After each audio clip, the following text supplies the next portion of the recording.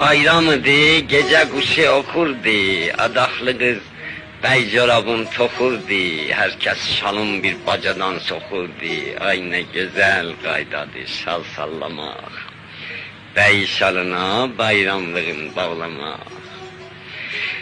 Şal istedim mən də evdə ağladım, bir şal alıp tez belime bağladım, Qulam gilə qaçdım, şalı salladım, Fatma xala mənə corab bağladı, xan nənəmi yada salıb ağladı.